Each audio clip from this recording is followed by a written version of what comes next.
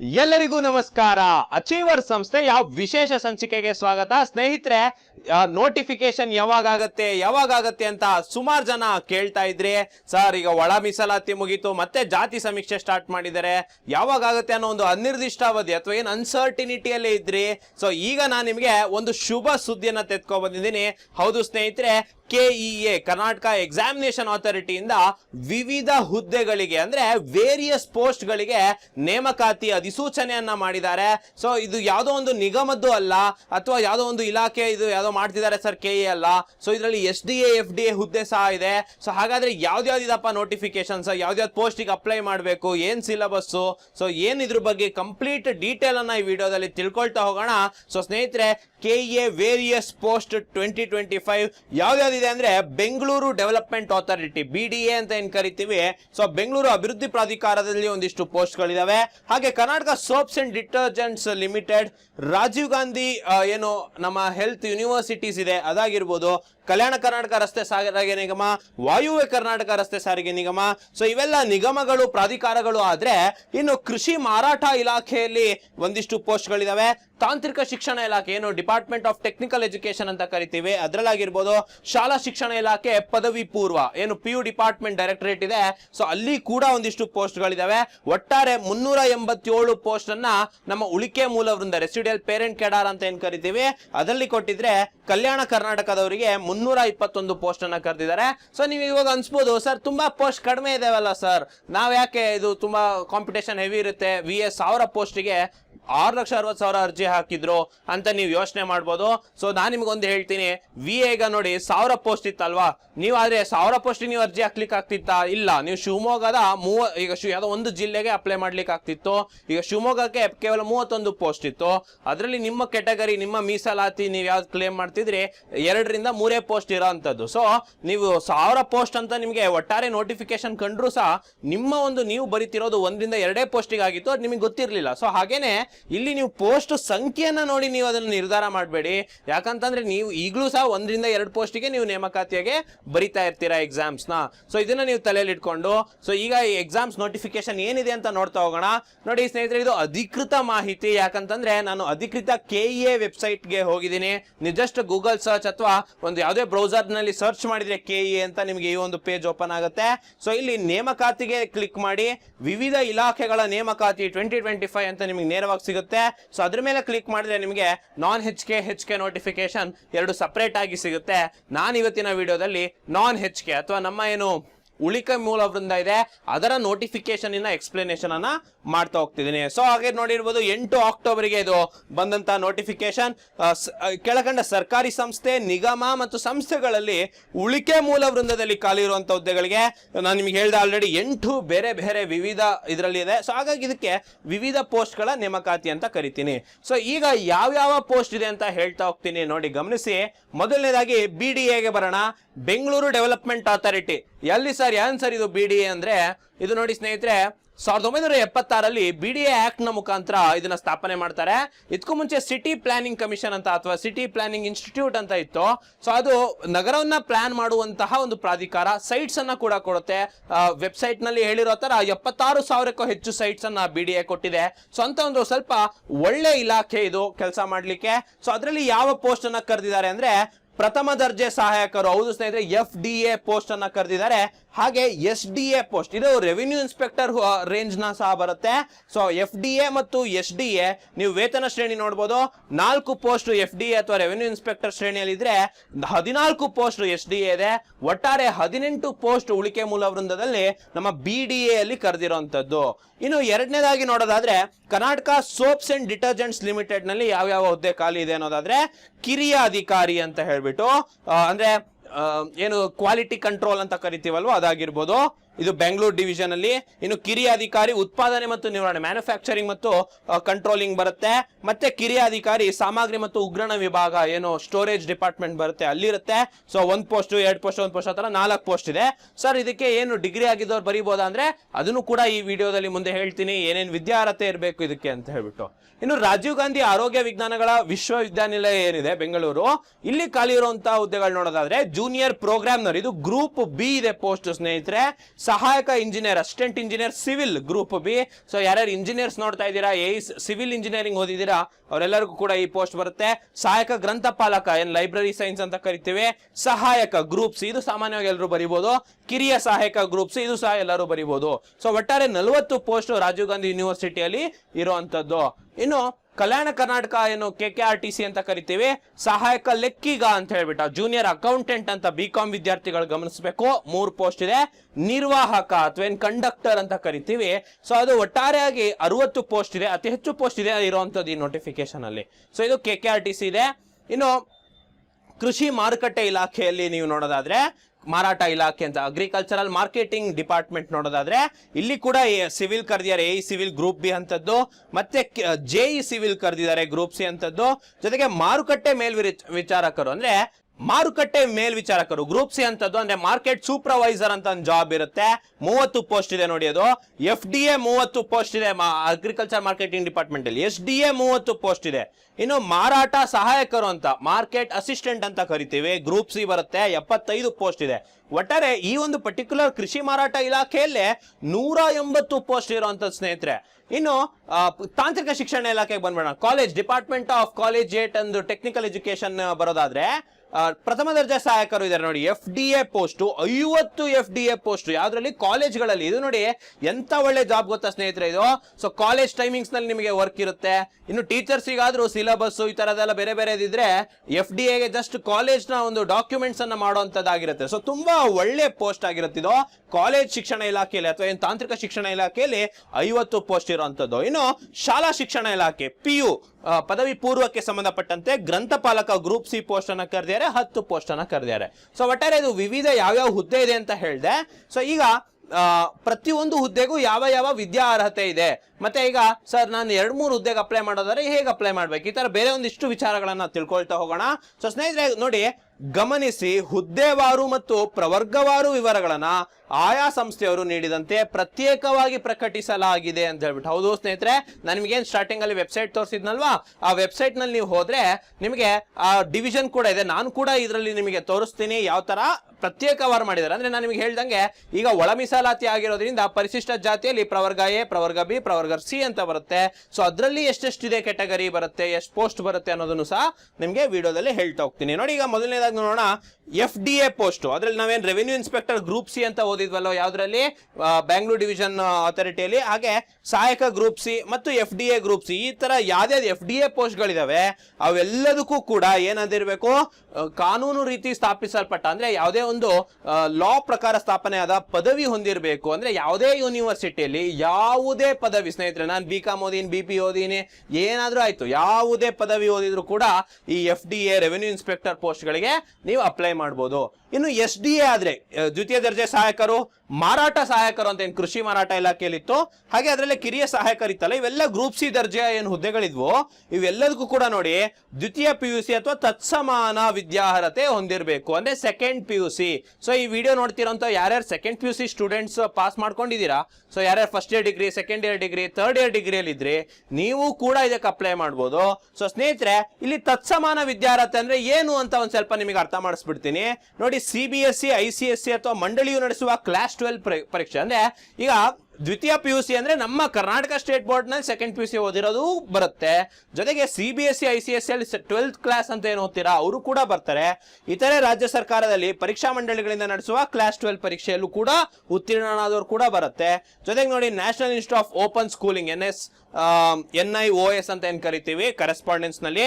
ಆದ್ರೆ ತುಂಬಾ ಇಂಪಾರ್ಟೆಂಟ್, ನೀವು ಗಮನಿಸಿ ಸರ್, ಡಿಪ್ಲೊಮಾದವರಿಗೆ ಅವಕಾಶನೇ ಕೊಡಲ್ಲಲ್ವಾ ಸರ್ ಅಂತಂದ್ರೆ, ಇಲ್ಲಿ ನೋಡಿ ತತ್ಸಮಾನವೆಂದರೆ ಅಂದ್ರೆ ಏನು ಅಂತಂದ್ರೆ 3 ವರ್ಷಗಳ ಡಿಪ್ಲೊಮೊ ಅಥವಾ 2 ವರ್ಷದ ITI ಕೋರ್ಸ್ ಅಥವಾ 2 ವರ್ಷಗಳ ವೃತ್ತಿ ಶಿಕ್ಷಣ ಡಿಪ್ಲೊಮೊ ತಗೊಂಡವರು ಕೂಡ ನೀವು PUCಗೆ ತತ್ಸಮಾನ ವಿದ್ಯಾರ್ಹತೆ ಅಂತ ಕನ್ಸಿಡರ್ ಮಾಡ್ತಾರೆ. ನೀವು ಕೂಡ ಈ ಸೆಕೆಂಡ್ PUC ಅಥವಾ ಏನು SDA ಪೋಸ್ಟ್ ಇದೆ ಇದಕ್ಕೆ ನೀವು ಅಪ್ಲೈ ಮಾಡ್ಬೋದು ಅಂತ ಹೇಳ್ಬಿಟ್ಟು. ಸೊ ಇದನ್ನ ಗಮನಿಸಿ. ಸೊ ಈಗ ನೋಡಿ, ಡಿಗ್ರಿ ಇದ್ದವರು FDA ಅಪ್ಲೈ ಮಾಡಿ, ಡಿಗ್ರಿ ಆದವರು, ಈ ವರ್ಷ ಪಾಸ್ಔಟ್ ಆದವರು, ಅಥವಾ ಡಿಗ್ರಿಯಲ್ಲಿ ಸದ್ಯಕ್ಕೆ ಓದ್ತಾ ಇದ್ರೆ ನೀವೆಲ್ಲರೂ ಕೂಡ ಈ SDA ಪೋಸ್ಟಿಗೆ ನೀವು ಅಪ್ಲಿಕೇಶನ್ಸ್ ಅನ್ನ ಹಾಕ್ಬೋದು. ಇನ್ನು ಇದಕ್ಕೆ ಹೊರತುಪಡಿಸಿ ನೋಡೋದಾದ್ರೆ ಸಹಾಯಕ ಸಂಚಾರ ನಿರೀಕ್ಷಕರು, ಏನ್ ಟ್ರಾಫಿಕ್ ಇನ್ಸ್ಪೆಕ್ಟರ್ ಅಂತ, ಅಸಿಸ್ಟೆಂಟ್ ಟ್ರಾಫಿಕ್ ಇನ್ಸ್ಪೆಕ್ಟರ್ ದರ್ಜೆ 3 ಬರುತ್ತೆ, ಗ್ರೇಡ್ 3 ಅಂತ. ಇದಕ್ಕೆ ಪ್ರಥಮ ದರ್ಜೆ ಎಲ್ಲಿ ಏನು ಉತ್ತೀರ್ಣರಾಗಿರ್ಬೇಕು ಅಂದ್ರೆ ಫಸ್ಟ್ ಕ್ಲಾಸ್ ಅಲ್ಲಿ ಓದಿರ್ಬೇಕು. ಏನು ಅಂದ್ರೆ ಕಲಾ, ವಾಣಿಜ್ಯ ಅಥವಾ ವಿಜ್ಞಾನದಲ್ಲಿ PUC ಓದಿರ್ಬೇಕು, ಅದು ಫಸ್ಟ್ ಕ್ಲಾಸ್ ಅಲ್ಲಿ ಪಾಸ್ ಆಗಿರ್ಬೇಕು. 10+2 ICSE ಅಥವಾ ತತ್ಸಮಾನ ವಿದ್ಯಾರ್ಥಿ ತಾಂತ್ರಿಕ ಶಿಕ್ಷಣ ಇಲಾಖೆಯಿಂದ ಬರುವಂತವ್ರು ಕೂಡ ಈ ಟ್ರಾಫಿಕ್ ಇನ್ಸ್ಪೆಕ್ಟರ್ ಅನ್ನೋ ಪೋಸ್ಟ್ಗೆ ಅಥವಾ ಇದಕ್ಕೆ ಅಪ್ಲೈ ಮಾಡಬಹುದು ಅಂತ ಹೇಳ್ಬಿಟ್ಟು. ಇನ್ನು ಸ್ನೇಹಿತರೆ, ನಿರ್ವಾಹಕ ಏನ್ ಕಂಡಕ್ಟರ್ ಅಂತ ಏನ್ ಪೋಸ್ಟ್ ನಾನು ಹೇಳಿದೆ, ಅತಿ ಹೆಚ್ಚು ಪೋಸ್ಟ್ ಇದೆ 60 ಪೋಸ್ಟ್ ಹತ್ರ ಕರೆದಿದ್ದಾರೆ. ಸೊ ಇಲ್ಲಿ ನೋಡಿ, ಕಲಾ, ವಾಣಿಜ್ಯ ಅಥವಾ ವಿಜ್ಞಾನದಲ್ಲಿ PUC ಯಲ್ಲಿ ಉತ್ತೀರ್ಣರಾಗಿರ್ಬೇಕು ಅಥವಾ 10+2 ಯಾವುದೇ ಒಂದು ತತ್ಸಮಾನ ವಿದ್ಯಾರ್ಥಿ ಇದ್ರೆ ಅದರಲ್ಲಿ ಪಾಸ್ ಆಗಿರ್ಬೇಕು, ಅಥವಾ 3 ವರ್ಷ ಡಿಪ್ಲೊಮಾ ಇದ್ದವ್ರು ಕೂಡ ಇದಕ್ಕೆ ಅಪ್ಲೈ ಮಾಡಬಹುದು. ನೀವು ನಂಬಲ್ಲ ಸ್ನೇಹಿತರೆ, ಕಳೆದ ಬಾರಿ BMTC ಅಲ್ಲಿ ನೇಮಕಾತಿ ಮಾಡಿದ್ರು KA ವತಿಯಿಂದ.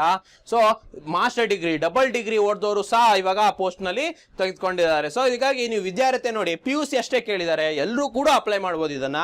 ಜೊತೆಗೆ ಮಾನ್ಯತೆ ಹೊಂದಿರುವ, ಇನ್ನೊಂದು ತುಂಬಾ ಇಂಪಾರ್ಟೆಂಟ್ ನೋಡಿ, ಇದಕ್ಕೆ ಇನ್ನೊಂದು ಎಕ್ಸ್ಟ್ರಾ ಕ್ವಾಲಿಫಿಕೇಶನ್ ಅಥವಾ ಇದನ್ನ ಕೇಳ್ತಾ ಇದ್ದಾರೆ.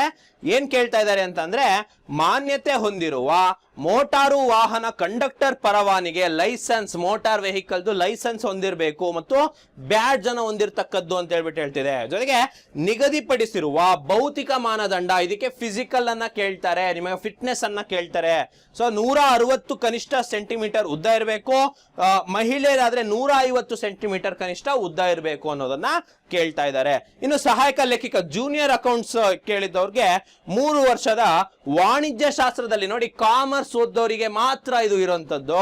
ನೋಡಿ, ಯಾವುದೇ ಒಂದು ವಾಣಿಜ್ಯ ಶಾಸ್ತ್ರದಲ್ಲಿ 3 ವರ್ಷದ ಬ್ಯಾಚುಲರ್ ಡಿಗ್ರಿಯನ್ನು ಹೊಂದಿದ್ರೆ ನೀವು ಇದಕ್ಕೆ ಅಪ್ಲೈ ಮಾಡಬಹುದು. ಕಂಪ್ಯೂಟರ್ ಜ್ಞಾನ ಕೂಡ ಅವಶ್ಯಕ ಬೇಕು ಅಂತ ಕೇಳ್ತಾ ಇದ್ದಾರೆ. ಸೊ ಕಂಪ್ಯೂಟರ್ ಸರ್ಟಿಫಿಕೇಟ್ ಅನ್ನ ಸಹ ನಿಮ್ಗೆ ತೆಗೆದುಕೊಂಡಿರ್ಬೇಕು. ಜೊತೆಗೆ ಕಿರಿಯ ಅಧಿಕಾರಿ QAD ಅಂತ ಏನು ಕ್ವಾಲಿಟಿ ಅಂಡ್ ಇದು ಡಿಪಾರ್ಟ್ಮೆಂಟ್ ಇದೆ, MSc ಕೆಮಿಸ್ಟ್ರಿಯನ್ನ ಓದಿರೋರು ಮಾತ್ರ ಕೇಳ್ತಿದ್ದಾರೆ. ನೋಡಿ, ಈ ತರ ಪ್ರತ್ಯೇಕವಾಗಿ ಕೇಳಿರೋದಕ್ಕೆ ಅಡ್ವಾಂಟೇಜ್ ಜಾಸ್ತಿ, ಯಾಕಂದ್ರೆ ಓದಿರೋರು ಕಡಿಮೆ ಇರ್ತಾರೆ.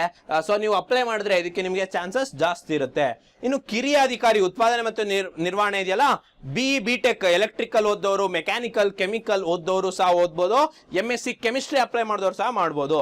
ಇನ್ನು ಕಿರಿಯ ಅಧಿಕಾರಿ ಜೂನಿಯರ್ ಆಫೀಸರ್ ಅಂತ ಏನ್ ಕರಿತೀವಿ, ಸಾಮಗ್ರಿ ಅಥವಾ ಉಗ್ರಾಣ ಏನಿದೆ ಅಲ್ವಾ, ಸೊ ಅವರಿಗೆ any degree with PG diploma in materials management. ನೋಡಿ, ಕೆಲವೊಂದು ಕೋರ್ಸಸ್ ಸರ್ ಅದು ಏನ್ ಮಾಡಿದ್ವಿ, ಏನ್ ಬಂತು, ಏನು ಉಪಯೋಗ ಇಲ್ಲ, ಆ ತರ ಹೇಳ್ತಿರ್ತಾರಲ್ವಾ. ನೋಡಿ, ಇಲ್ಲಿ ಮೆಟೀರಿಯಲ್ ಮ್ಯಾನೇಜ್ಮೆಂಟ್ ಅಲ್ಲಿ PG ಡಿಪ್ಲೊಮಾ ಓದಿದ್ರೆ ನೀವು ಇದಕ್ಕೆ ಅಪ್ಲೈ ಮಾಡಬಹುದು. ಅಥವಾ ಬಿಸ್ನೆಸ್ ಅಡ್ಮಿನಿಸ್ಟ್ರೇಷನ್ ಅಲ್ಲಿ PGDM ಅಂತ ಒಂದಿದೆ ಗೊತ್ತಾ, post graduation diploma in management ಅಂತ. ಸೊ ಅವರು ಕೂಡ ಬಿಸ್ನೆಸ್ ಅಡ್ಮಿನಿಸ್ಟ್ರೇಷನ್ ಓದೋರು ಕೂಡ ಇದಕ್ಕೆ ಅಪ್ಲೈ ಮಾಡಬಹುದು. ಅಥವಾ MBA ಓದೋರು ಸಹ ಇದಕ್ಕೆ ಅಪ್ಲೈ ಮಾಡಬಹುದು. ಯಾವ್ದಕ್ಕೆ? ಉಗ್ರಾಣ ಇನ್ ಸ್ಟೋರೇಜ್ ಫೆಸಿಲಿಟಿಯ ಆಫೀಸರ್ ಪೋಸ್ಟಿಗೆ. ಇನ್ನು ಸಹಾಯಕ ಗ್ರಂಥಪಾಲಕ ಅಂತಂದ್ರೆ ಲೈಬ್ರರಿ ಅಸಿಸ್ಟೆಂಟ್ ಇರೋರಿಗೆ ನೋಡಿ, master degree in library science ಅನ್ನ ಹೊಂದಿರಬೇಕು. ನೋಡಿ, ಲೈಬ್ರರಿ ಸೈನ್ಸ್ ಸುಮಾರು ಜನ ಓದ್ತಿರ್ತೀರಾ, ಸೊ ಅದರಲ್ಲಿ ಮಾಸ್ಟರ್ ಡಿಗ್ರಿನ ಓದಿರ್ಬೇಕು. ಜೊತೆಗೆ computer knowledge with basic computer course ಅನ್ನ ತಗೊಂಡಿರ್ಬೇಕು, ಸರ್ಟಿಫಿಕೇಟ್ ಅನ್ನ. ಇನ್ನು ಗ್ರೂಪ್ ಸಿ ಹೊಂದಿರೋದಕ್ಕೆ ಅಗೇನ್ ಎಂ ಲೈಬ್ರರಿ ಸೈನ್ಸ್ ಅನ್ನ ಓದಿರ್ಬೇಕು. ಮತ್ತೆ ಮಿನಿಮಮ್ 55% ಮಾರ್ಕ್ಸ್ ಅನ್ನ ತೆಗೆದುಕೊಂಡಿರ್ಬೇಕು. ಜೂನಿಯರ್ ಪ್ರೋಗ್ರಾಮಿಗೆ bachelor degree in engineering in electronics ಅಥವಾ ಕಂಪ್ಯೂಟರ್ ಸೈನ್ಸ್. ಸೊ ಯಾರ್ಯಾರು MCA ಓದಿದ್ದೀರಾ ನೋಡಿ, ಅವರು ಕೂಡ ಜೂನಿಯರ್ ಪ್ರೋಗ್ರಾಮ್. ನೋಡಿ, ನೀವು ಪ್ರೋಗ್ರಾಮಿಂಗ್ ಏನ್ ಮಾಡ್ತೀರಲ್ವಾ, ITL ಮಾಡ್ತೀರಲ್ವಾ, ಸರ್ಕಾರಿ ವೆಬ್ಸೈಟ್ ಪ್ರೋಗ್ರಾಮ್ ಮಾಡ್ಬೋದ್ರಿ ಈ ಜೂನಿಯರ್ ಪ್ರೋಗ್ರಾಮರ್ ಗ್ರೂಪ್ ಸಿ ಹುದ್ದೆ ತಗೊಂಡ್ರೆ. ಇನ್ನು ಸಹಾಯಕ ಇಂಜಿನಿಯರ್ ಸಿವಿಲ್, ಸಹಾಯಕ ಅಭಿಯಂತರರು ಸಿವಿಲ್, ಕಿರಿಯ ಅಭಿಯಂತರರು ಸಿವಿಲ್, ಎಲ್ಲದಕ್ಕೂ ಕೂಡ ಸಿವಿಲ್ ಇಂಜಿನಿಯರಿಂಗ್ ಅನ್ನ ತೆಗೆದುಕೊಂಡಿರ್ಬೇಕು. ಕೆಲವೊಂದಕ್ಕೆ ಡಿಪ್ಲೊಮಾ, ಜೂನಿಯರ್ ಇಂಜಿನಿಯರ್ ಇರೋದಕ್ಕೆ ಡಿಪ್ಲೊಮಾ ಇನ್ ಸಿವಿಲ್ ಇಂಜಿನಿಯರಿಂಗ್ ಮಾಡಿದ್ರು ಕೂಡ ನಿಮಗೆ ಇದಕ್ಕೆ ಅಪ್ಲೈ ಇರುತ್ತೆ. ಇನ್ನು ಮಾರುಕಟ್ಟೆ ಮೇಲ್ವಿಚಾರಕರು, ಏನು ಮಾರ್ಕೆಟ್ ಸೂಪರ್ವೈಸರ್ ಅಂತ ಅಂದ್ರೆ BSc ಇನ್ ಅಗ್ರಿಕಲ್ಚರಲ್ ಮಾರ್ಕೆಟಿಂಗ್ ಅನ್ನೋ ಒಂದು ಕೋರ್ಸ್ ಇದೆ. ಆ ಕೋರ್ಸ್ ಓದೋರಿಗೆ ನೋಡಿ ಸುವರ್ಣ ಅವಕಾಶ. ನೋಡಿ, ನಿಮಗ್ ಮಾತ್ರ ಬರುತ್ತೆ ಇದು ಅಪ್ಲೈ ಮಾಡ್ಲಿಕ್ಕೆ. ಸೊ ನೀವ್ ಯಾರಾದ್ರೂ BSc ಇನ್ ಅಗ್ರಿಕಲ್ಚರಲ್ ಮಾರ್ಕೆಟಿಂಗ್ ಓದಿದ್ರೆ, ಸರ್ ಸುಮಾರು ಜನ BSc ಅಗ್ರಿಕಲ್ಚರ್ ಸಿಕ್ಕಿರ್ಲಿಲ್ಲ ಅಂತ BSc ಅಗ್ರಿಕಲ್ಚರ್ ಮಾರ್ಕೆಟಿಂಗ್ ಮಾಡಿರ್ತೀರಾ. ಸೊ ನೋಡಿ, BSc ಇನ್ ಅಗ್ರಿಕಲ್ಚರ್ ಮಾರ್ಕೆಟಿಂಗ್ ಮಾಡಿದವರಿಗೆ ಈ ಮಾರುಕಟ್ಟೆ ಮೇಲ್ವಿಚಾರಕರು, ಏನ್ ಸೂಪರ್ವೈಸರ್ ಅಂತ ಕರಿತೀವಲ್ವಾ, ಸೊ ಆ ಪೋಸ್ಟ್ ಅನ್ನ ಕಾಲ್ ಮಾಡಿರೋಂಥದ್ದು. ಇನ್ನು ಇಷ್ಟಲ್ಲದೆ ನಾನು ನಿಮ್ಗೆ ಹೇಳಿದೆ, ನಿರ್ವಾಹಕ ಹುದ್ದೆಗೆ ಸ್ವಲ್ಪ ಫಿಸಿಕಲ್ ಫಿಟ್ನೆಸ್ ಇರಬೇಕು. ಜೊತೆಗೆ ನೋಡಿ, ಪುರುಷರು 163 ಸೆಂಟಿಮೀಟರ್ 55 kg ತೂಕ, ಮಹಿಳೆಯರು 153 ಸೆಂಟಿಮೀಟರ್ 50 kg ತೂಕ ಇರಬೇಕಾಗತ್ತೆ. ಇದು ಟ್ರಾಫಿಕ್ ಇನ್ಸ್ಪೆಕ್ಟರ್ಗೆ ಸಂಬಂಧಪಟ್ಟಂತೆ. ಇನ್ನು ನೋಡಿ, ತುಂಬಾ ಇಂಪಾರ್ಟೆಂಟ್ ಒಂದು ಲೈನ್ ಓದ್ತಾನೆ ನೋಟಿಫಿಕೇಶನ್ ಅಲ್ಲಿ. ಮೇಲ್ಕಂಡ ಹುದ್ದೆಗಳಿಗೆ, ನಾನೇನು ಮೇಲ್ಕಂಡ ಹುದ್ದೆಗಳು ಹೇಳಿದೆ, ರೆವೆನ್ಯೂ ಇನ್ಸ್ಪೆಕ್ಟರ್ ಇಂದ ಹಿಡಿದು ಇವಾಗ ಅಗ್ರಿಕಲ್ಚರ್ ಮಾರ್ಕೆಟ್ ತನಕ ಏನು ಹೇಳ್ದನಲ್ವಾ, ಮೇಲ್ಕಂಡ ಹುದ್ದೆಗಳಿಗೆ ನಿಗದಿಪಡಿಸಿರುವ ವಿದ್ಯಾರ್ಹತೆಯನ್ನು ಹೊರತುಪಡಿಸಿ, ಏನ್ ನಿಗದಿಪಡಿಸಿದಾರಲ್ವಾ ಆ ಒಂದು ಎಜುಕೇಶನ್ ಕ್ವಾಲಿಫಿಕೇಶನ್ ಹೊರತುಪಡಿಸಿ ಇತರೆ ವಿದ್ಯಾರ್ಹತೆ ಅರ್ಜಿ ಸಲ್ಲಿಸಿ ಮುಂದಿನ ಪ್ರಕ್ರಿಯೆಯಲ್ಲಿ ಅನರ್ಹಗೊಂಡಲ್ಲಿ ಕರ್ನಾಟಕ ಪರೀಕ್ಷಾ ಪ್ರಾಧಿಕಾರ ಜವಾಬ್ದಾರಿ ಆಗಿರೋದಿಲ್ಲ. ಇದು ತುಂಬಾ ಇಂಪಾರ್ಟೆಂಟ್. ಇದು SSC ಎಕ್ಸಾಮ್ಸ್ ನಲ್ಲಿ ಈ ತರ ಸುಮಾರು ಜನ ಆಗಿರುತ್ತೆ, ಏನೋ ಅಪ್ಲೈ ಮಾಡಿರ್ತೀರಾ, ಎಕ್ಸಾಮ್ ಪಾಸ್ ಆಗಿರ್ತೀರಾ, ವೆರಿಫಿಕೇಶನ್ ಹಂತದಲ್ಲಿ ನಿಮಗೆ ಪ್ರೊಸೆಸ್ ಇಲ್ಲ, ಏನೋ ಆ ಎಜುಕೇಶನ್ ಕ್ವಾಲಿಫಿಕೇಶನ್ ನಿಗದಿಪಡಿಸಿರುವಂತ ವಿದ್ಯಾರ್ಥಿ ಹೊಂದಿಲ್ಲ ಅನ್ನೋದು ಕಂಡು ಬಂದ್ರೆ ನೀವು ಅನರ್ಹಗೊಂಡ್ರೆ ಅದಕ್ಕೆ ಕರ್ನಾಟಕ ಪರೀಕ್ಷಾ ಪ್ರಾಧಿಕಾರ ಏನಿಲ್ಲ ಜವಾಬ್ದಾರಿ ಅಲ್ಲ ಅಂತ ಹೇಳ್ಬಿಟ್ಟು ಮೊದಲೇ ಹೇಳ್ತಾ ಇದೆ. ಸೊ ಹಾಗಾಗಿ ನಾನು ನಿಮಗೆ ಒತ್ತಿ ಹೇಳ್ತಾ ಇದ್ದೀನಿ, ಏನು ಎಕ್ಸಾಮ್ ನೋಟಿಫಿಕೇಶನ್ ಅಲ್ಲಿ ವಿದ್ಯಾರ್ಹತೆ ಕೊಟ್ಟಿದ್ದಾರೆ ಸೊ ಅದರ ಬೇಸಿಸ್ ಮೇಲೆ ಅಪ್ಲೈ ಮಾಡಿ. ಸರ್ ಪೋಸ್ಟ್ಗಳು ಚೆನ್ನಾಗಿದಾವೆ ಅಂತ ನೀವು MSc ಕೆಮಿಸ್ಟ್ರಿ ಓದ್ಲಿಲ್ದಂಗೆ MSc ಫಿಸಿಕ್ಸ್ ಓದ್ಕೊಂಡು ನೀವು ಅಪ್ಲೈ ಮಾಡಿದ್ರೆ ನಿಮ್ಗೆ ಅನರ್ಹಗೊಳ್ತೀರಾ ಅಂತ ಹೇಳ್ಬಿಟ್ಟು. ಇನ್ನು ತುಂಬಾ ಇಂಪಾರ್ಟೆಂಟು ಒಂದಿಷ್ಟು ಇನ್ಫಾರ್ಮೇಶನ್ ನೋಡೋದಾದ್ರೆ, ಪಿಂಚಣಿ ಸೌಲಭ್ಯ ಬಗ್ಗೆ ಹೇಳೋದಾದ್ರೆ ಪಿಂಚಣಿ ರಹಿತ ಇದೆ, ಪಿಂಚಣಿ ಇರೋದಿಲ್ಲ. ಇನ್ನು ವಯೋಮಿತಿ ನೋಡಿದ್ರೆ 18 ವಯಸ್ಸಿಂದ ಆಲ್ಮೋಸ್ಟ್ ಈ ಕೆಳಗಡೆ ಕೊಟ್ಟಿರುವಂತಹ ವಯಸ್ಸು ತನಕ ಇದೆ. 18 ವಯಸ್ಸಿಂದ ಸ್ಟಾರ್ಟಿಂಗ್ ಬಂದ್ಬಿಟ್ಟು 38 ವಯಸ್ಸು ತನಕ ಸಾಮಾನ್ಯ ಅಭ್ಯರ್ಥಿಗಳಿಗೆ ನೋಡಿ, ಜನರಲ್ ಅವರಿಗೆ 38 ವಯಸ್ಸು ಕೊಟ್ಬಿಟ್ಟವ್ರೆ. 18ರಿಂದ 38 ವಯಸ್ಸು ತನಕದವ್ರು ಎಲ್ಲರೂ ಅಪ್ಲೈ ಮಾಡ್ಬೋದು. ಇನ್ನು 2A 2B 3A 3B OBC ಅಭ್ಯರ್ಥಿಗಳಿಗೆ 41 ವರ್ಷ ವಯೋಮಿತಿ ಕೊಟ್ಟಿದ್ದಾರೆ. SC ST ಕೆಟಗರಿ 1 ಅವರಿಗೆ 43 ವಯಸ್ಸು ತನಕನೂ ಕೂಡ ಏನ್ ಕೊಟ್ಟಿದ್ದಾರೆ, ಏಜ್ ಲಿಮಿಟ್ ಕೊಟ್ಟಿದ್ದಾರೆ. ನೋಡಿ, ಇಲ್ಲಿ ಏಜ್ ಲಿಮಿಟ್ ಅನ್ನೋದು ಫ್ಯಾಕ್ಟ್ರೇ ಇಲ್ಲ.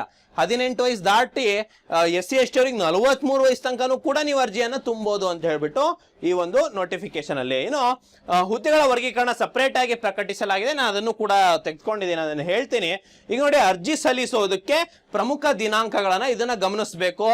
ಮತ್ತೆ ಇನ್ನೊಂದು ಏನಂತಂದ್ರೆ, ಸ್ವಲ್ಪ ಕಡಿಮೆ ಟೈಮ್ ಕೊಟ್ಟಿರೋದ್ರಿಂದ ನೀವು ಇದನ್ನ ಅತಿ ಶೀಘ್ರವಾಗಿ ಮಾಡಬೇಕು. ಬಟ್ ಅಪ್ಲಿಕೇಶನ್ ಮಾಡೋ ಮುಂಚೆ ಕೂಡ ಏನ್ ಮಾಡ್ಬೇಕಂತ ಹೇಳ್ತೀನಿ. ಸೊ ನೋಡಿ, ಆನ್ಲೈನ್ ಮುಖಾಂತರ ಅರ್ಜಿ ಪ್ರಾರಂಭ ದಿನಾಂಕ 8 ಅಕ್ಟೋಬರ್. ನೋಡಿ, ಈ ವಿಡಿಯೋನ ರೆಕಾರ್ಡ್ ಮಾಡುವಂತಹ ವೇಳೆಯಲ್ಲಿ ಆಲ್ರೆಡಿ ಅರ್ಜಿ ಸ್ಟಾರ್ಟ್ ಆಗಿದೆ. ಇನ್ನು ಆನ್ಲೈನ್ ಮುಖಾಂತರ ಅರ್ಜಿ ಕೊನೆ ದಿನಾಂಕ 31 ಅಕ್ಟೋಬರ್. ಶುಲ್ಕ ಪಾವತಿ ಕೊನೆ ಮಾಡೋ ದಿನಾಂಕ 1 ನವೆಂಬರ್ ಸಂಜೆ 4 ಗಂಟೆ ಒಳಗೆ ನೀವು ಅರ್ಜಿ ತುಂಬಬೇಕಂದ್ರೆ ಈ ಕನ್ನಡ ರಾಜ್ಯೋತ್ಸವನ ನೆನಪಲ್ಲಿ ಇಟ್ಕೊಳ್ಳಿ. ಕನ್ನಡ ರಾಜ್ಯೋತ್ಸವ ಹಿಂದಿನ ದಿನ ತನಕ ಅಪ್ಲಿಕೇಶನ್ ತುಂಬಕ್ಕೆ ಅವಕಾಶ ಇದೆ. ಕನ್ನಡ ರಾಜ್ಯೋತ್ಸವ ದಿನ ಸಂಜೆ 4 ಗಂಟೆ ತನಕ ನಿಮಗೇನಿದೆ ಶುಲ್ಕ ಪಾವತಿ ಮಾಡ್ಲಿಕ್ಕೆ ಕೊನೆ ದಿನಾಂಕ ಇರುವಂತದ್ದು.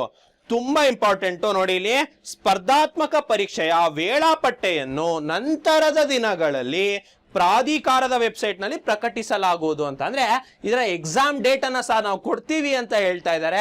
ಸೊ ನನಗನ್ಸ್ದಂಗೆ ಈಗ ನವೆಂಬರಿಗೆ ಅಪ್ಲಿಕೇಶನ್ ಎಂಡ್ ಆಯ್ತು, ಮತ್ತೆ ಪೋಸ್ಟ್ಪೋನ್ ಆಯ್ತು ಅಂತಾನೆ ಅನ್ಕೊಳ್ಳೋಣ. ಸೊ ಹೇಗೆ ಆದ್ರೂ ಕೂಡ ಜಾನ್ವರಿ ಫೆಬ್ರವರಿ ಹಂತದಲ್ಲಿ ಈ ಎಕ್ಸಾಮ್ಸ್ ಆಗ್ಬೋದು. ಸೊ ನಿಮಗೆ ಇದು ಒಂದು ಒಳ್ಳೆಯ ಅವಕಾಶ ಸ್ನೇಹಿತರೆ, ಈ ಒಂದು ನೋಟಿಫಿಕೇಶನ್. ಇನ್ನು ಸರ್ ಎಕ್ಸಾಮ್ ಫೀಸ್ ಎಷ್ಟು ಅಂತ ಹೇಳ್ಬಿಟ್ಟು ನೋಡೋದಾದ್ರೆ, ಸಾಮಾನ್ಯ ಅರ್ಹತೆ ಅಥವಾ ಏನು ಜನರಲ್ ಅಲ್ಲಿ ಇರ್ತಾರೆ ಅಥವಾ 2A 2B 3A 3B OBC ಅವರೆಲ್ಲರಿಗೂ ಕೂಡ 750 ರೂಪಾಯಿ ಪರ್ ಪೋಸ್ಟ್ ಇದೆ ಏನು ಅಪ್ಲಿಕೇಶನ್.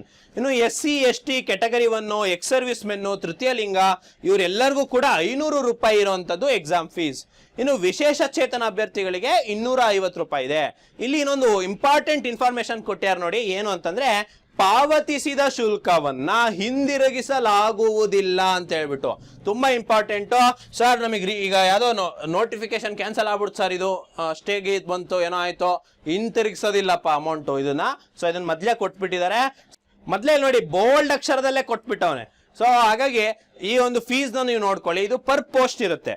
ಇನ್ನೊಂದು ತುಂಬಾ ಇಂಪಾರ್ಟೆಂಟು, ಇದನ್ನ ಕರೆಕ್ಟಾಗಿ ಅರ್ಥ ಮಾಡ್ಕೊಳ್ಳಿ. ನೋಡಿ, ಸೂಚನೆ ಕೊಟ್ಟಿದ್ದಾರೆ, ಮೇಲ್ಕಂಡೆ ಎಲ್ಲ ಇಲಾಖೆ ನಿಗಮ ಸಂಸ್ಥೆಗಳಿನ ಹುದ್ದೆಗಳಿಗೆ ಆನ್ಲೈನ್ ಮೂಲಕ ಒಂದೇ ಅರ್ಜಿಯನ್ನು ಸಲ್ಲಿಸಲು ಅವಕಾಶ ಕಲ್ಪಿಸಲಾಗಿದ್ದು, ಮೊದಲ ಒಂದು ಹುದ್ದೆ ಅರ್ಜಿ ಮೇಲ್ಕಂಡ ಶುಲ್ಕವನ್ನು ಪಾವತಿಸತಕ್ಕದ್ದು ಹಾಗೂ ಒಂದೇ ಪಠ್ಯಕ್ರಮದ ಹೆಚ್ಚುವರಿ ವೃಂದ ಅರ್ಜಿ ಸಲ್ಲಿಸಿದ್ದಲ್ಲಿ ಆಯ್ಕೆ ಮಾಡಲಾದ ಪ್ರತಿ ಹೆಚ್ಚುವರಿ ಹುದ್ದೆಗೆ 100 ರು ಅರ್ಜಿ ಶುಲ್ಕವನ್ನ ಪಾವತಿಸತಕ್ಕದ್ದು. ನೋಡಿ ಏನಂತ ಅಂತಂದ್ರೆ, ಇನ್ನೊಂದ್ಸಲಿ ಅರ್ಥ ಮಾಡಿಸ್ತೀನಿ. ನೀವಿಲ್ಲಿ ಒಂದೇ ಸರಿ ಅಪ್ಲಿಕೇಶನ್ ಅನ್ನ ತುಂಬುವಂತ ಅವಕಾಶ ಇದೆ. ನಾವು 4-5 ಪೋಸ್ಟಿಗೆ ಅಪ್ಲೈ ಮಾಡೋದ್ರಿಂದ 4-5 ಬಾರಿ ಅರ್ಜಿ ತುಂಬುವಂತ ಕೆಲಸ ಇಲ್ಲ, ಒಂದೇ ಅಪ್ಲಿಕೇಶನ್. ಆದರೆ ಏನು ಪ್ರತಿಯೊಂದು ಹೆಚ್ಚುವರಿ ಸೇಮ್ ಸಿಲೆಬಸ್ ಇರುವಂತಹ ಅಪ್ಲಿಕೇಶನ್ ನೀವು ತುಂಬ್ತಾ ಇದ್ದೀರಾ ಅಂತಂದ್ರೆ ಒಂದೊಂದು ಹೆಚ್ಚುವರಿ ಹುದ್ದೆಗೂ ಕೂಡ ಪ್ರತಿ ಹೆಚ್ಚುವರಿ ಹುದ್ದೆಗೆ 100 ರೂಪಾಯಿ ಅರ್ಜಿ ಶುಲ್ಕವನ್ನ ಪಾವತಿಸಬೇಕು. ಈಗ 750 ರೂಪಾಯಿ ನೀವು ಒಂದು ಪೋಸ್ಟಿಗೆ ಅಪ್ಲೈ ಮಾಡಿದೀರಾ ಅಂದ್ರೆ ಈಗ ಅದಕ್ಕೆ ಇನ್ನೊಂದು SDA ಪೋಸ್ಟ್ ಹಾಕ್ತೀರಾ ಅಂದ್ರೆ 100 ರೂಪಾಯಿ 850 ರೂಪಾಯಿ 950 ರೂಪಾಯಿ ರೀತಿ ನೀವು ಹೆಚ್ಚುವರಿ ಕಟ್ಟಬೇಕಾಗತ್ತೆ. ಅದರಂತೆ ಒಂದೇ ಪಠ್ಯಕ್ರಮದ ಹುದ್ದೆಗಳ ಒಂದೇ ಪರೀಕ್ಷೆಗೆ ಹಾಜರಾಗುವ ಅಭ್ಯರ್ಥಿಗಳು ಸ್ಪರ್ಧಾತ್ಮಕ ಪರೀಕ್ಷೆಯಲ್ಲಿ ಗಳಿಸಿದ ಅಂಕಗಳನ್ನು ಶುಲ್ಕ ಪಾವತಿಸಿದ ಹುದ್ದೆಗಳಿಗೆ ಅಂಕಪಟ್ಟಿಯಲ್ಲಿ ಪರಿಗಣಿಸಿ ಸಂಬಂಧಪಟ್ಟ ಇಲಾಖೆ ಸಂಸ್ಥೆಗಳಿಗೆ ಅಂತಿಮ ಅಂಕಪಟ್ಟಿಯನ್ನು ಹಸ್ತಾಂತರಿಸಲಾಗುವುದು. ಸೊ ಇದು ಕಳೆದ ಬಾರಿ ಸಹ ಮಾಡಿದ್ರು ಸ್ನೇಹಿತರೆ, ಇದೇನು ಹೊಸ ವಿಷಯ ಅಲ್ಲ. ಅಕ್ಟೋಬರ್ 2023 ನಡೆದ FD/STA ನೇಮಕಾತಿ ಕೂಡ ಹೀಗೆ ಒಂದೇ ಎಕ್ಸಾಮ್ ನ ಮಾಡಿ ಆ ಒಂದೇ ಎಕ್ಸಾಮ್ ಸ್ಕೋರ್ ಅನ್ನ ನೀವೇನ್ 4-5 ಪೋಸ್ಟ್ ಬೇರೆ ಬೇರೆ ಡಿಪಾರ್ಟ್ಮೆಂಟ್ FD/STA ಕೊಟ್ಟಿರ್ತೀರಲ್ವಾ, ಅದನ್ನ ಆ ಪರ್ಟಿಕ್ಯುಲರ್ ಡಿಪಾರ್ಟ್ಮೆಂಟ್ ಗಳಿಗೆ ಕೊಡ್ತಾರೆ ಅಂತ ಹೇಳ್ಬಿಟ್ಟು. ಸೊ ಇದನ್ನ ಅರ್ಥ ಮಾಡ್ಕೊಳ್ಳಿ. ಈಗ ಸ್ಪರ್ಧಾತ್ಮಕ ಪರೀಕ್ಷೆ ನೋಡಿ OMR ಮಾದರಿಯಲ್ಲಿ ನಡೆಸಲಾಗುತ್ತೆ. ಜೊತೆಗೆ ಬೆಂಗಳೂರು, ಮೈಸೂರು, ದಾವಣಗೆರೆ, ದಕ್ಷಿಣ ಕನ್ನಡ, ನಮ್ಮ ಶಿವಮೊಗ್ಗ, ಬೆಳಗಾವಿ, ಧಾರವಾಡ, ಬಳ್ಳಾರಿ, ಕೊಪ್ಪಳ, ವಿಜಯಪುರ, ತುಮಕೂರು, ಕಲಬುರಗಿ ಕೇಂದ್ರಗಳಲ್ಲಿ ಯಾವುದು ಆಡಳಿತಾತ್ಮಕ ಉದ್ದೇಶದಿಂದ ಇದಿಷ್ಟು ಮಾತ್ರ ಎಕ್ಸಾಮ್ ಸೆಂಟರ್ಸ್ ಅನ್ನ ಕೊಟ್ಟಿದ್ದಾರೆ. ಇದನ್ನ ಹೊರತುಪಡಿಸಿ ಬೇರೆ ಯಾವ ಜಿಲ್ಲೆಯಲ್ಲಿ ಕೂಡ ಎಕ್ಸಾಮ್ ಸೆಂಟರ್ ಇರೋದಿಲ್ಲ ಅಂತ ಮೊದಲೇ ಹೇಳ್ತಿದ್ದಾರೆ. ಇನ್ನೊಂದು ವಿಶೇಷ ಏನಪ್ಪಾ ಈ ಎಕ್ಸಾಮ್ ನಲ್ಲಿ ಅಂದ್ರೆ, ಈ ಎಕ್ಸಾಮ್ ನಲ್ಲಿ 4 ಆಪ್ಷನ್ ಇರೋದಿಲ್ಲ. ಇನ್ಸ್ಟೆಡ್ ಏನಿರುತ್ತೆ, 5 ಆಪ್ಷನ್ ಇರುತ್ತೆ. ಈ 5ನೇ ಆಪ್ಷನ್ ಏನು sir, bank exam sir 5 option ಕೊಡ್ತಾರ ಅಂದ್ರೆ ಇಲ್ಲ, 4 ಆಪ್ಷನ್ ಇರುತ್ತೆ. 5ನೇದೇನು ಅಂದ್ರೆ, ನೀವು ಆ ಕ್ವಶನ್ ಅನ್ನ ಅಟೆಂಡ್ ಮಾಡಿಲ್ಲ ಅಂದ್ರೆ ನಾಟ್ ಅಟೆಂಡೆಡ್ ಅಂತ 5ನೇ ಆಪ್ಷನ್ ಅನ್ನು ತುಂಬಬೇಕಾಗತ್ತೆ. ಅಂದ್ರೆ OMR ಅನ್ನ ಖಾಲಿ ಬಿಡುವಂತಿಲ್ಲ. ನೀವು ಅಟೆಂಡ್ ಮಾಡಿಲ್ಲ ಅಂದ್ರೆ 5ನೇ ಆಪ್ಷನ್ ಸಹ ಫಿಲ್ ಮಾಡಬೇಕಾಗ್ತದೆ. ಸೊ ಈ ತರ ಇರುತ್ತೆ. ಇದ್ರ ಬಗ್ಗೆ ಇನ್ನೂ ಹೆಚ್ಚುವರಿ ಮಾಹಿತಿ ಮುಂದಿನ ವಿಡಿಯೋಗಳಲ್ಲಿ ನೀಡ್ತಾ ಹೋಗ್ತೀನಿ. ಸೊ ಇನ್ನು ಕಡ್ಡಾಯ ಕನ್ನಡ ಭಾಷೆಗೆ ಬಂದ್ಬೇಡ ಸರ್. ಸ್ನೇಹಿತರೆ, ಸರ್ ನಾನು ಸುಮಾರು ಜನ VA ಎಕ್ಸಾಮಿಗೆ ಕಡ್ಡಾಯ ಕನ್ನಡ ಬರ್ದಿದ್ದೆ, KPSC ಆದೊಂದು ಎಕ್ಸಾಮಿಗೆ ಕಡ್ಡಾಯ ಕನ್ನಡ ಬರ್ದಿದ್ದೆ, ಮತ್ತೇನೋ ಹೇಳಿದ್ರು SLC ಎಕ್ಸಾಮ್ ಆದವರು ಬರೆಯಂಗಿಲ್ಲ ಅಂತ ಹೇಳಿದ್ರು. ಈ ತರ ಸುಮಾರು ಗೊಂದಲ ಇದೆ. ಸೊ ಕಡ್ಡಾಯ ಕನ್ನಡ ಕ್ಲಿಯರೆನ್ಸ್ ಕೊಟ್ಬಿಡ್ತೀನಿ ನೋಡಿ. ಕಡ್ಡಾಯ ಕನ್ನಡ ಭಾಷಾ ಪರೀಕ್ಷೆ SSLC ಅಥವಾ ತತ್ಸಮಾನ ವಿದ್ಯಾರ್ಥಿಯಲ್ಲಿ ಕನ್ನಡ ಭಾಷೆಯನ್ನ ಪ್ರಥಮ ಅಥವಾ ದ್ವಿತೀಯ ಭಾಷೆಯನ್ನಾಗಿ ವ್ಯಾಸಂಗ ಮಾಡಿದ್ದಲ್ಲಿ ಅಥವಾ ಕರ್ನಾಟಕ ಪರೀಕ್ಷಾ ಪ್ರಾಧಿಕಾರದಿಂದ ಅಥವಾ ಕರ್ನಾಟಕ ಲೋಕಸೇವಾ ಆಯೋಗದಿಂದ ನಡೆಸಲಾದ ಕಡ್ಡಾಯ ಕನ್ನಡ ಪರೀಕ್ಷೆಯಲ್ಲಿ ಉತ್ತೀರ್ಣರಾದಲ್ಲಿ ಕಡ್ಡಾಯ ಕನ್ನಡ ಪರೀಕ್ಷೆಯಿಂದ ವಿನಾಯಿತಿ ನೀಡಲಾಗತ್ತೆ. ಸೊ ನೋಡಿ, ಹಳೆಯ ಆಸ್ಪಿರೆಂಟ್ಸ್ಗೆ ಇದೊಂದು ಗುಡ್ ನ್ಯೂಸ್. ಏನಂದ್ರೆ, ನೀವು SSLCಯಲ್ಲಿ ಫಸ್ಟ್ ಲ್ಯಾಂಗ್ವೇಜ್ ಕನ್ನಡ ಓದಿದ್ರೆ ಅಥವಾ ಸೆಕೆಂಡ್ ಲ್ಯಾಂಗ್ವೇಜ್ ಕನ್ನಡ ಓದಿದ್ರೆ ಅಥವಾ ಈ ಮುಂಚೆ ನಡೆಸಿದಂತಹ KEA ಕಡ್ಡಾಯ ಕನ್ನಡದಲ್ಲಿ ಪಾಸ್ ಆಗಿದ್ರೆ ಅಥವಾ KPSC ಇಂದ ನಡೆಸಿದ ಕಡ್ಡಾಯ ಕನ್ನಡದಲ್ಲಿ ನೀವು ಪಾಸ್ ಆಗಿದ್ರೆ ನಿಮಗೆ ಈ ಸರಿ ನಡೆಯುವ ಪರೀಕ್ಷೆಯಲ್ಲಿ ಕಡ್ಡಾಯ ಕನ್ನಡದಿಂದ ವಿನಾಯಿತಿ ನೀಡಲಾಗಿದೆ. ಅಂದ್ರೆ ನೀವು ಬರೆಯುವಂತಿಲ್ಲ. ಆದರೆ ಉಳಿದ ಅಭ್ಯರ್ಥಿಗಳಿಗೆ ಕಡ್ಡಾಯ ಕನ್ನಡ ಭಾಷಾ ಪರೀಕ್ಷೆ ಬಹು ಮಾದರಿ ಪರೀಕ್ಷೆ ಆಗಿದ್ದು 150 ಅಂಕಗಳಿಗಿರುತ್ತೆ. ಅಂದ್ರೆ ಇದೇನು MCQ ಫಾರ್ಮೆಟ್ ನಲ್ಲಿ ಇರುತ್ತೆ. KEAದಲ್ಲಿ 100 ಪ್ರಶ್ನೆ, 1.5 ಅಂಕ, 150 ಅಂಕ ಇರುತ್ತೆ. ಸೊ ಇದರಲ್ಲಿ ನೀವು ಮಿನಿಮಮ್ 50 ಮಾರ್ಕ್ಸ್ ನ ತೆಗೆದುಕೋಬೇಕು ಕಡ್ಡಾಯ ಕನ್ನಡ ಪಾಸ್ ಆಗ್ಬೇಕಂತಂದ್ರೆ.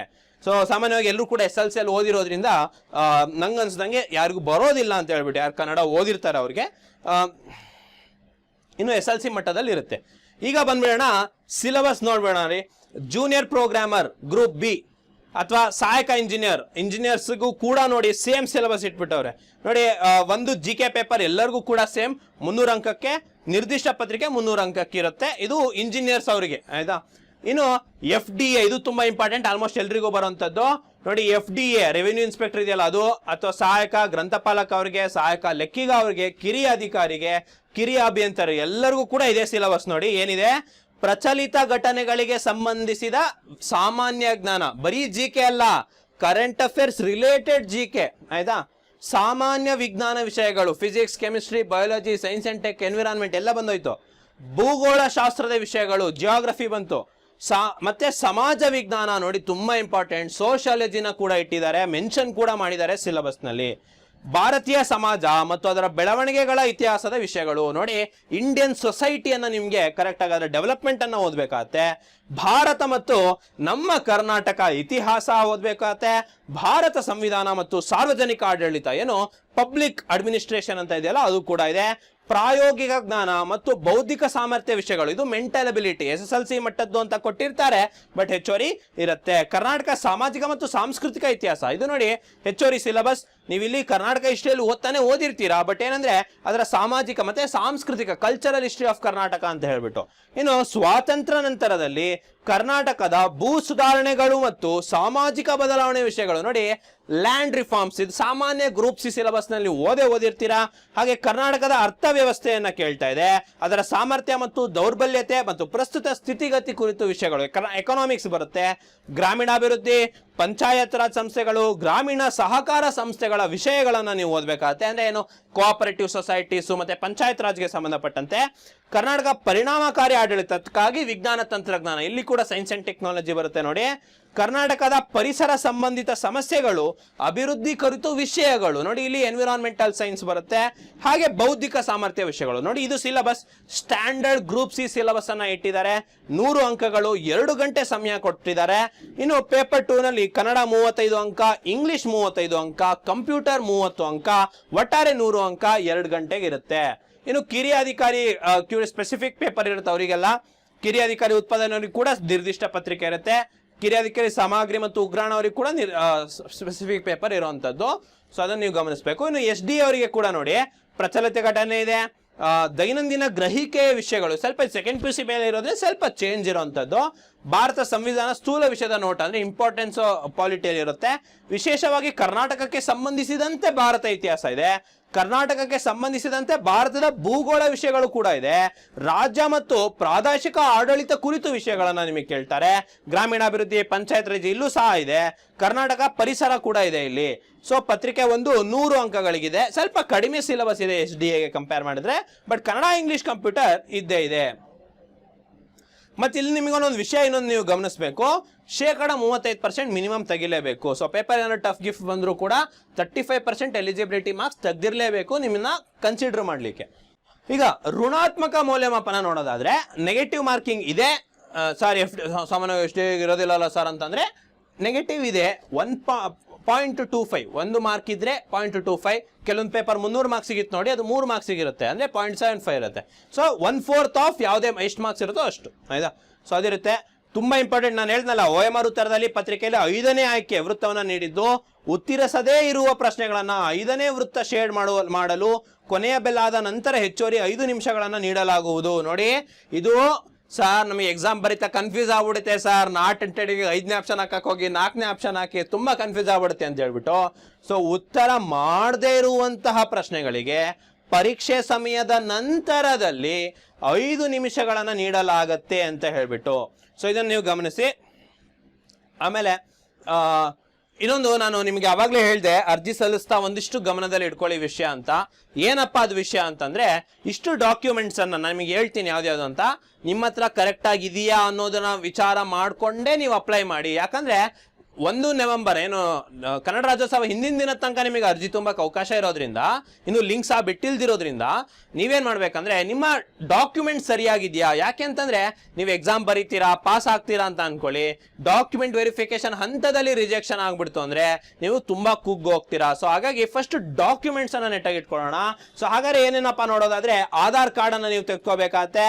ಹಾಗೆ ಅರ್ಜಿ ಸಲ್ಲಿಸಲು ದಿನಾಂಕ ಒಳಗಿರುವಂತಹ ಡೇಟ್ ಅಲ್ಲಿರುವಂತಹ ಡಿಗ್ರಿ ಸರ್ಟಿಫಿಕೇಟ್. ಸೊ ಇದರಿಂದ ನಮಗೆ ಏನ್ ಗೊತ್ತಾಗುತ್ತೆ ಅಂದ್ರೆ, ಫೈನಲ್ ಇಯರ್ ಡಿಗ್ರಿ ಅವ್ರು ಅಪ್ಲೈ ಮಾಡ್ಲಿಕ್ಕೆ ಬರಲ್ಲ. ಯಾವ್ದಕ್ಕೆ? ಡಿಗ್ರಿ ಬೇಸ್ ಮೇಲೆ ಕರೆದಿರೋದಕ್ಕೆ. ಅವ್ರು PUC ಮೇಲೆ ಮಾಡ್ಬೋದು, ಬಟ್ ಏನಂದ್ರೆ ಕೊನೆಯ ದಿನಾಂಕದ ಒಳಗಡೆ ಡಿಗ್ರಿ ಸಿಗೋದಾದ್ರೆ ಅವ್ರು ಅಪ್ಲೈ ಮಾಡ್ಬೋದು ಅಂತ ಹೇಳ್ಬಿಟ್ಟು. ಜೊತೆಗೆ ಜನ್ಮ ದಿನಾಂಕವನ್ನು ನಮೂದಿಸಿರುವ SSLC ಸರ್ಟಿಫಿಕೇಟ್ ಇರುತ್ತೆ, ಸಾಮಾನ್ಯವಾಗಿ ಎಲ್ಲರ ಹತ್ರ ಇರುತ್ತೆ. ಇನ್ನು ಎಕ್ಸ್ ಸರ್ವಿಸ್ ಮೆನ್ ಅವರಿಗೆ ಅವರ ಒಂದು ಸರ್ಟಿಫಿಕೇಟ್ ಇರಬೇಕಾಗತ್ತೆ. ಇನ್ನು ಪರಿಶಿಷ್ಟ ಜಾತಿ ಪ್ರವರ್ಗ B, ಪ್ರವರ್ಗ 3B ಅವ್ರಿಗೆಲ್ಲ ಚಾಲ್ತಿಯಲ್ಲಿರುವ ನಮೂನೆಗಳಲ್ಲಿ ಮೀಸಲಾತಿ ಕೋರಿದ್ದಲ್ಲಿ ತಗೋಬೇಕಾಗತ್ತೆ. ಅಂದ್ರೆ ಇಲ್ಲಿ ನೋಡಿ, ಹೊಸ ಕ್ಯಾಸ್ಟ್ ಸರ್ಟಿಫಿಕೇಟ್ ಮಾಡಿಸ್ಬೇಕು ಸರ್ SC ಅವರು, ಪ್ರವರ್ಗ 1 A B C ಅಂತ ಮಾಡಿಸ್ಬೇಕು. ಅದಕ್ಕಿನ್ನು ಸಮಾಜ ಕಲ್ಯಾಣ ಇಲಾಖೆ ಅವರು ಇನ್ನು ಹೊಸದಾಗಿ ಅದು ಹೊಸ ರೀತಿಯ ಸರ್ಟಿಫಿಕೇಟ್ ಅನ್ನ ಇನ್ನೂ ಬಿಟ್ಟಿಲ್ದಿರೋದ್ರಿಂದ ಚಾಲ್ತಿಯಲ್ಲಿರುವ ನಮೂನೆಗಳಲ್ಲೇ ಕೊಟ್ರೆ ಸಾಕು ಅಂತ ಕೊಟ್ಟಿದ್ದಾರೆ. ಸೊ ಯಾರ್ದಾರ್ದು ಡೇಟ್ ಆಗೋಗಿದೆ OBC ಸರ್ಟಿಫಿಕೇಟ್ ಅದೆಲ್ಲ ನೋಡ್ಕೊಳ್ಳಿ. SC ಸರ್ಟಿಫಿಕೇಟ್ ಸಾಮಾನ್ಯವಾಗಿ ಎಲ್ಲರ ಹತ್ರ ಇರುತ್ತೆ, SC ಇದ್ದವ್ರದ ಹತ್ರ. ಇನ್ನು ಗ್ರಾಮೀಣ ಮೀಸಲಾತಿ ಕೋರಿದ್ದಲ್ಲಿ ಗ್ರಾಮೀಣ ಸರ್ಟಿಫಿಕೇಟ್ ಅನ್ನ ನೀವು ಹೊಂದಿರಬೇಕು. ಕನ್ನಡ ಮಾಧ್ಯಮದ ಕೇಳಿದ್ರಲ್ಲಿ ಕನ್ನಡ ಮಾಧ್ಯಮ ಸರ್ಟಿಫಿಕೇಟ್ ಅನ್ನ ನಿಮ್ಮ ಹತ್ರ ಇರಬೇಕು.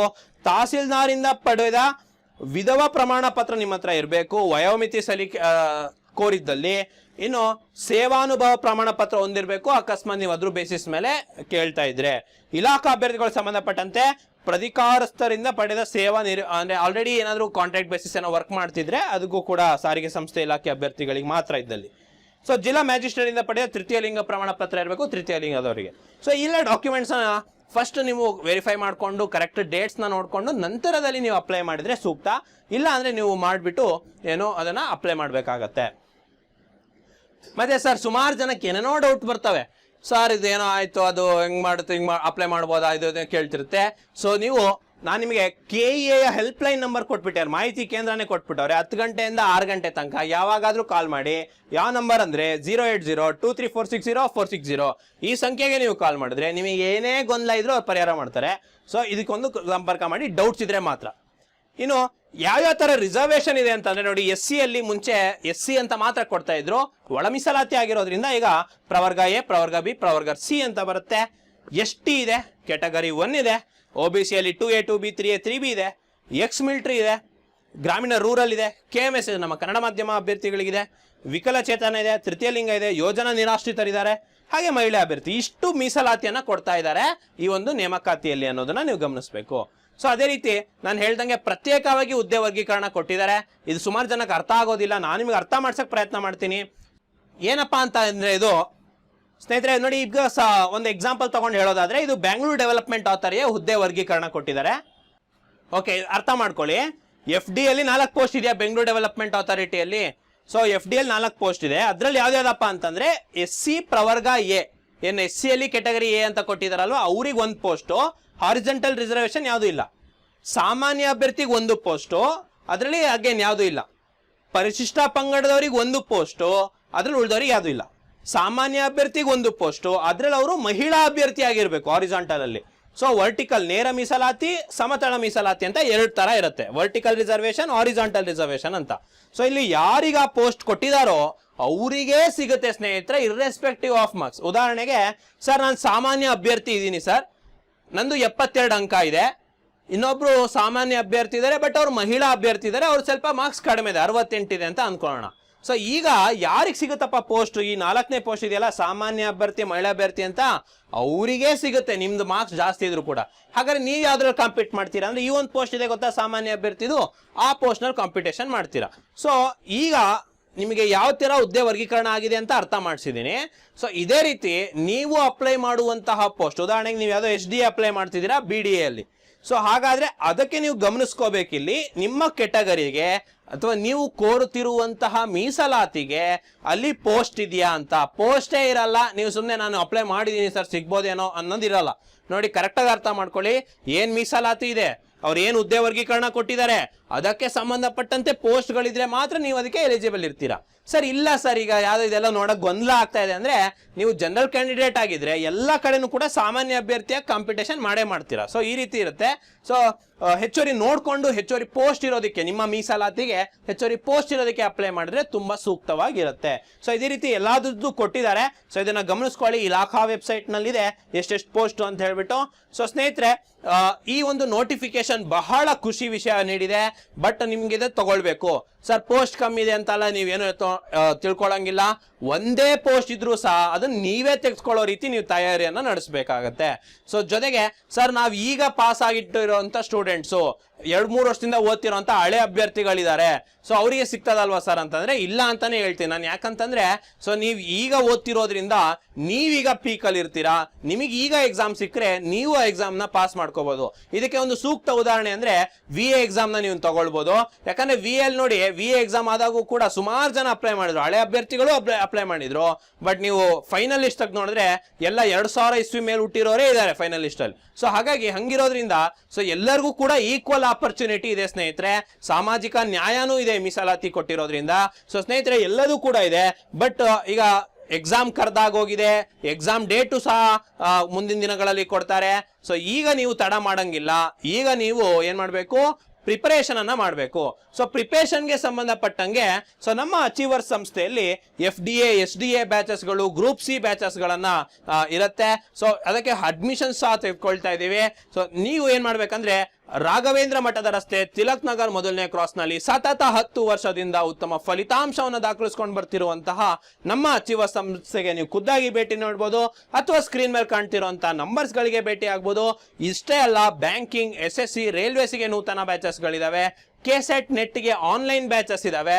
ಸೊ ಯಾವುದೇ ಬ್ಯಾಚಸ್ಗೆ ಜಾಯ್ನ್ ಆಗೋದಾದ್ರೂ ಕೂಡ ನೀವು ನಮ್ಮನ್ನ ಸಂಪರ್ಕ ಮಾಡಿ ಅಂತ ಹೇಳ್ತಾ, ಇದೇ ರೀತಿ ಇದರ ಸ್ಟ್ರಾಟಜಿ ವಿಡಿಯೋ ಜೊತೆಗೆ ಹಾಗೂ ಇನ್ನೂ ರೈಲ್ವೇಸ್ ತುಂಬಾ ನೋಟಿಫಿಕೇಶನ್ಸ್ ಆಗಿದೆ, ಯಾವ್ಯಾವ ನೋಟಿಫಿಕೇಶನ್ಸ್ ಆಗಿದೆ ಎಲ್ಲದನ್ನು ತೆಗೆದುಕೊಂಡು ನಿಮ್ಮ ಮುಂದೆ ಮುಂದಿನ ವಿಡಿಯೋಗಳಲ್ಲಿ ಸಿಗ್ತೀನಿ ಅಂತ ಹೇಳ್ತಾ, ಸೊ ನೆಕ್ಸ್ಟ್ ವಿಡಿಯೋದಲ್ಲಿ ಸಿಗ್ತೀನಿ. ಧನ್ಯವಾದಗಳು.